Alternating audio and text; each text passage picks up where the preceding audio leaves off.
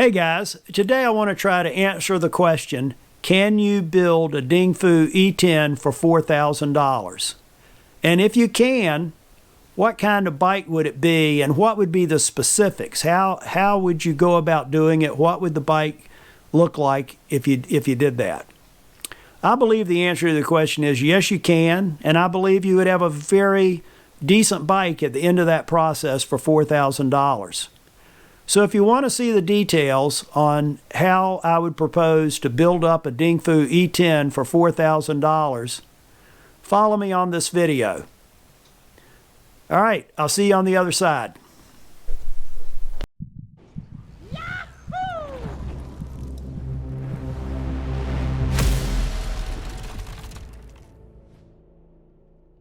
Okay, guys, as I said, I want to give you a an overview of basically what I believe it would cost to build out my Dengfu e10.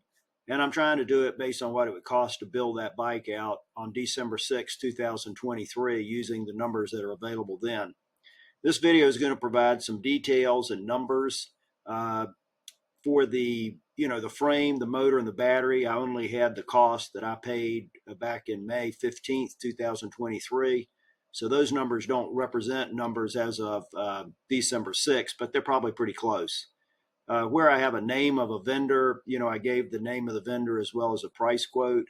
And in the numbers, I've tried to estimate shipping and tax costs to give a complete estimate.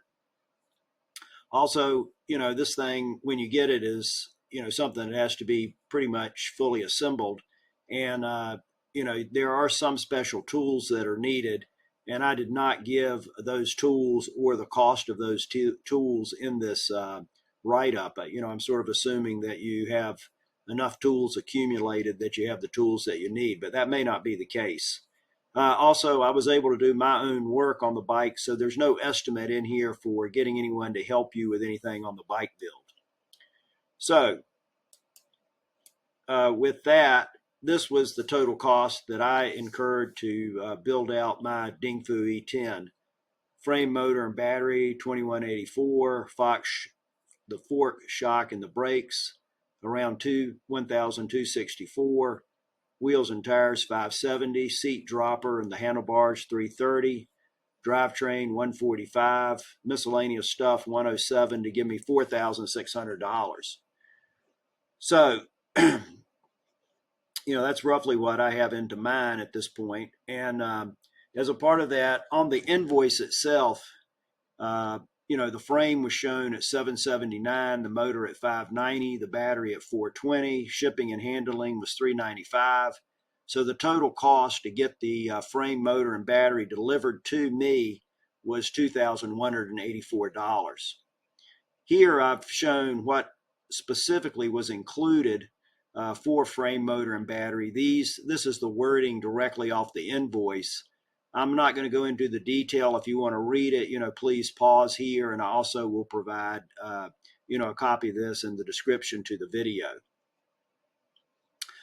Regarding the fork, shock, brakes, this list, I think covers everything that I put on the bike. I'm not going to go into every single item, but just to highlight, I have a 2003 Lyric Select on the bike. I liked the Lyric versus the Zeb. I tried both. I liked the Lyric, so I was able to get a new, but an individual owned it off Pink Bike for $425. I bought a Jadex and the spring from DVO, little shock hardware came from DVO. I put Magura MT5s on and MDRP rotors, and that got me a total cost of $1,264 for those items. Regarding the wheels and tires, I built my own wheels. I used Cruiser hubs. You can see where I got spokes and nipples from Pork Chop BMX, WTB, HTZ, e-bike specific rims, Mitchell and Wild Enduro tires, and I put Tannis armor in it, and this got me to $570. For the seat dropper and the bars, nothing too spectacular here, but I did put a Brand X dropper post on it from Chain Reaction Cycle, and I used a wolf tooth remote lever. I like those levers. So anyway, to get all those items was $330. For the drivetrain, I use 9-speed drivetrains on almost all of my electric mountain bikes. And I got the chain, 9-speed chain, 1146 cassette, a box 2 shifter from off eBay, and a Shimano M5100 derailleur. And this looks, in comparison to other drivetrains, this looks very inexpensive, and it is, but it works really well. And I'm not sure, even if I had the option to buy more expensive stuff, I would even buy that. I like the way this works, and I like the 9-speed setup. So those are the details on the 4,600 on my bike build. Now, could you get that down to $4,000?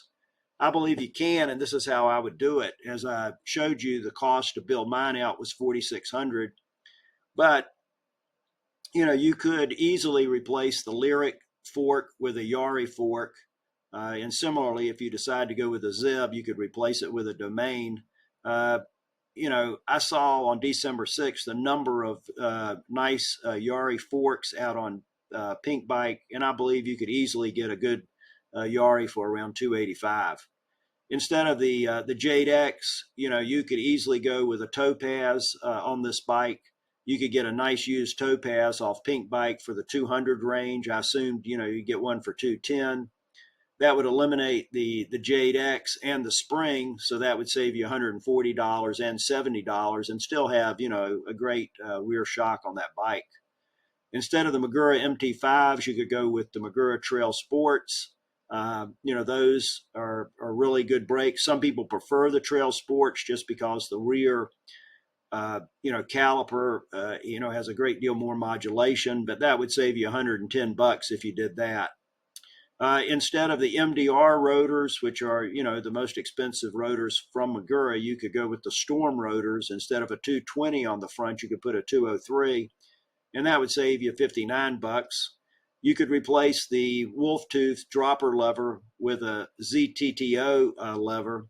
That would save you $35, and you would still have a lever that has a bearing in it. And that's the thing I really like about the Wolf Tooth. Those levers, really feel good and work very well because it has the bearing in it. Also, I believe you could shave a little bit off the miscellaneous costs for cables and stuff, probably $26. And if you do all of that, you would have a $4,000 E10 build. I think if you did that, the bike would certainly be comparable to, if not better than, most of the entry level e-mountain bike builds you see, and probably many of the intermediate level bike builds. So I hope this has given you something to think about, and I'll see you guys at the top.